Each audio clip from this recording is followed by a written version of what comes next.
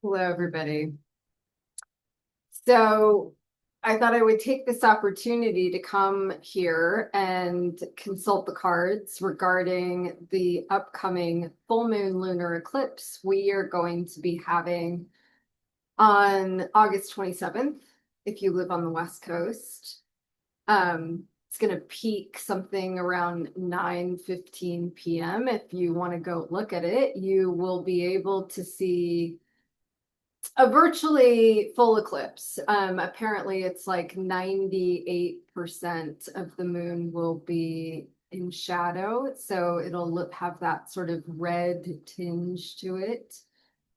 And, we're in an eclipse portal because the new moon, of course, was a solar eclipse. And there's been some pretty intense energy. I'm actually sweltering right now. It's so brutally hot here in Los Angeles, as it is in many parts of the world right now. We're having extreme weather, in the midst of lots of extremes. So I, like you, maybe, I'm interested in knowing what themes, energies, um, archetypal presentations might be happening around this full moon. And of course, my question to the cards is always what would be most helpful for us to know, understand, or do to align with our highest good and the good of others. So that is my question, and I am going to shuffle the cards and concentrate while I do so, and I will be with you momentarily.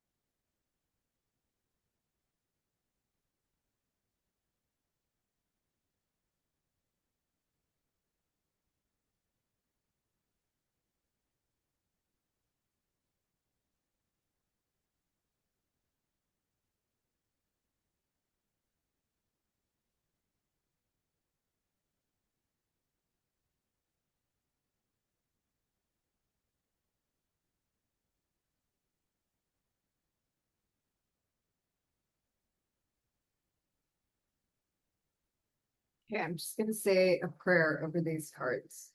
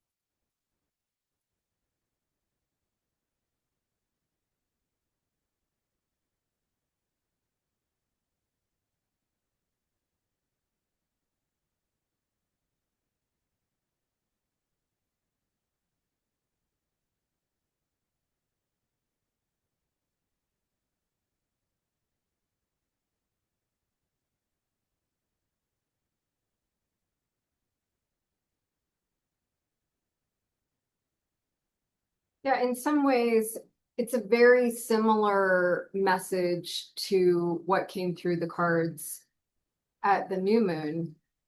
What we're looking at this time is a lot of endings and new beginnings. And that's kind of par for the course, when it's true in the life of humans that when we complete one chapter, it gives way to a new one.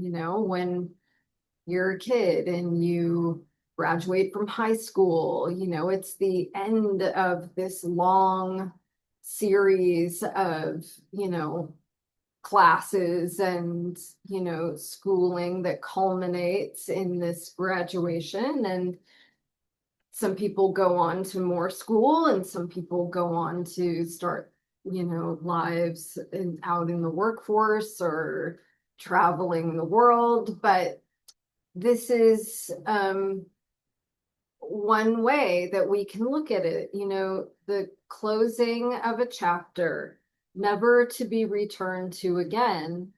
A time of great mental anguish comes to a close. So there's this idea within, well, first of all, swords represent the mind in tarot. And so there is this, strong visual representation of some old thought form, some old way of conceiving of the world that has seen its completion. It's come to a violent end, right? It's not working, got to start over, And what I love about, the Ten of Swords is an often distressing card for people when it comes up because it looks really arresting. But something I always like to point out is that there is this light on the horizon. There is a dawning of a new day, even as our friend meets his end. And this is really being reinforced here as well in the Eight of Cups. We are being called to walk away from old structures, old ideas, old ways of being and doing that have reached the end of their usefulness. It's debatable. Again, the fall of Rome, we're sort of going through it in a major way that, what we're looking at, these political structures that, quite frankly, many of us have taken for granted, like, oh, well, this is just the way that it is. And whether you liked it or not, it seemed like there wasn't much that you could do to implement major change. And yet, what we're seeing right now is, it largely looks like what happens when society collapses. There's intense corruption, the looting of public coffers. It's a smash and grab. This is really what we're looking at right now within our own government. And that's what happens when it's all falling to pieces. It is coming to an end. And we are being called to walk away and conceive of something new. And so this is a difficult place to be. I want to go back to the Eight of Cups. So the Eight of Cups is really a representation of transformation, metamorphosis, this in-between stage where we're letting go of what was, but we're not on the other side of it yet. We're not in the space where something new is born. And it can be a really difficult place to be. And so, I think so many people are seeing quite clearly that things are not working anymore. So it's easy to see the problem, but it's much harder to vision something new to take its place. And I think this is always true. I mean, I think when you bring it back to the personal, I know that when I have been in a really difficult place in life, when I am immersed in the despair of something in my life that isn't working. I mean, I can think of so many examples. One that comes to mind most immediately is right before I got sober. It was very clear to me that the way I was living was not working. I was deeply depressed. My relationships were suffering, my health was suffering. But I was so entrenched in this way of living that I could not conceive of how to do it differently, even though it was so obvious to me that it was imperative that I do something different. And this jumping off point, this place where you're finally ready to say enough and to move into that liminal space, that in some ways is exhilarating, exciting, right? It's the anything is possible. It's that moment before you've chosen where all possibilities sort of light up. But again, it's hard to tune in to what might feel right in terms of next steps when you're still very much on the heels of moving away from the thing that isn't working. And so, the story that I tell with the Eight of Cups is the story of the caterpillar. The caterpillar spins itself a cocoon, and it does so that it can manifest as a butterfly, so it can transform itself from one state of being to another. And in order to do this, it liquefies its body. And so this idea of completely breaking down, completely disidentifying from the old forms so that you can be reborn in this higher state of being, you might look at it even as a kind of ego death. We have to be willing to let go of the old identifications. And who are we if we are not that? Who are we if, what does society look like when we say, hey, capitalism isn't really working? It is not serving the needs of the greater good. So who are we as a society if we let that go? And again, this idea of visioning something new, it is really important to be in this kind of childlike state of exploration. Pages represent new beginnings, new opportunities, new people. We are on the brink of something completely different than where we've been, and that's a good thing, I think. But it's also, it can be hard to start anew. You know, leaving a relationship that's run its course, that caused pain and suffering. Of course, there's that possibility that you might, start a new life, start a new relationship, but it is also difficult and frightening and takes a lot of faith. What I love about page energy, this sort of childlike wonder of page energy, is necessary and appropriate to begin again. Children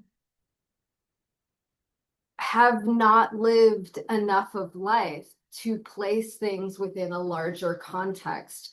Children typically respond to the moment that they are in with open curiosity because they don't have this larger context to view the world in. They're not dragging all their baggage from the past. They don't really have a past. And they're not working towards some ideal version of the future because they don't really have a conception of what that might be like either.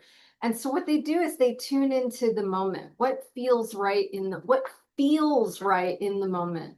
What is creatively invigorating and life affirming? That's what these two energies represent. Cups are love, emotions, intuition. Wands, passion, creativity, life force energy. So how can we begin to orient ourselves towards people, opportunities, groups, objectives that feel loving and reciprocal? I think this is really important because if we want to look at the characteristics of the world that we're being called to let go of, it's very hierarchical, right? There are a few people, this intense income inequality that we're experiencing right now, where a select few people are amassing enormous amounts of wealth at the top, and the vast majority of people are significantly struggling. This is what hierarchy looks like.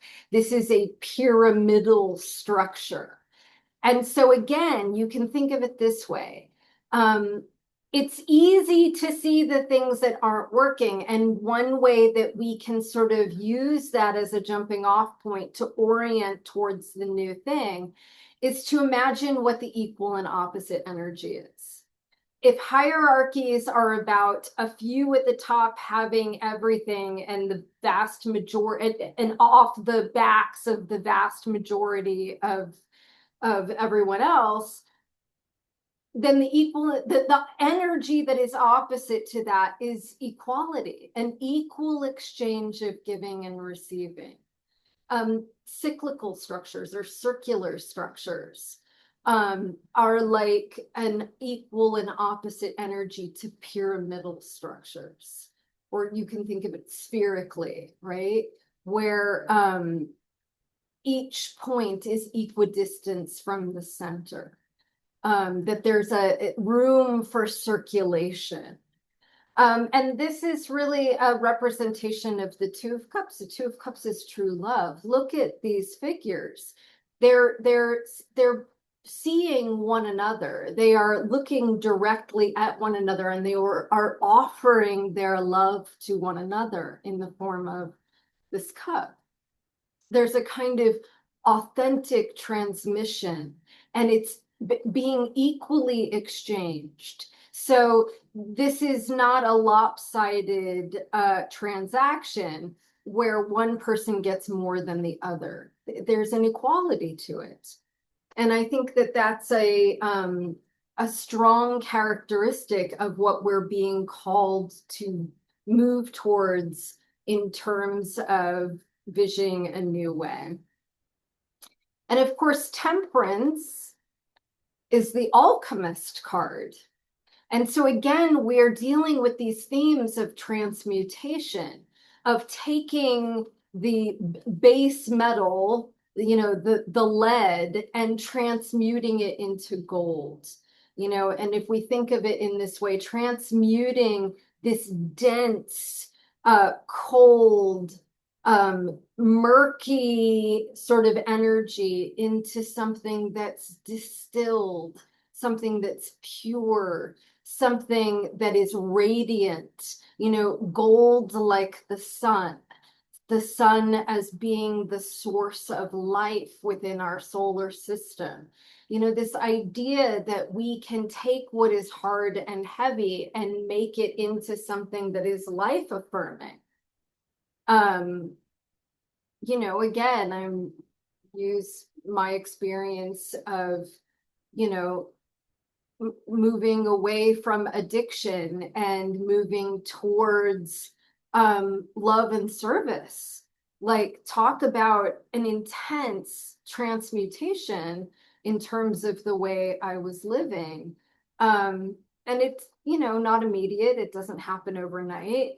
You know, the moment of clarity might be like an immediate spark, and then you know, you have to kind of be willing to follow through. You have to continue to show up.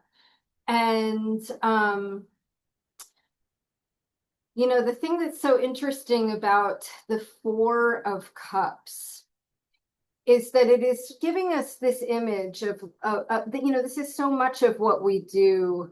We formulate a plan, we imagine all the elements of that plan. If this is what I want my life to look like, these are the steps that I have to take in order to get there. And sometimes that plan is too narrow to account for the kind of synchronicities that get presented to us when we are trying to align ourselves with a higher good. You know, there are miracles that happen when we are willing to let go of the small-minded version of our own lives. And we must be willing to accept that. So I think that there's a lot to be said for the Four of Cups. You know, again, you know, by all means, vision this new way.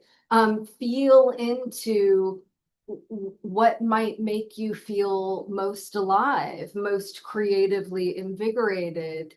But be willing to adjust, you know, as new information comes in, as you meet new people, as these great gifts of the heart are presented. You have to be willing to see them and accept them and have them inform you about how to move forward step by step.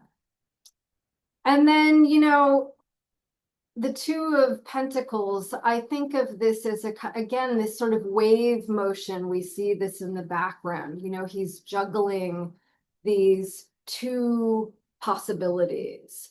There's this feeling of like things are turbulent right now. There's a real up and down quality, you know, there are some triumphs that are, you know, dashed on the rocks of hope. So we keep having these intense highs and lows, you know. And I think it's important to recognize that we are in turbulent times. But the message is really to let the old way die so that we can be born again under a more equal expression of love and service, that we are ready to be transformed in some way.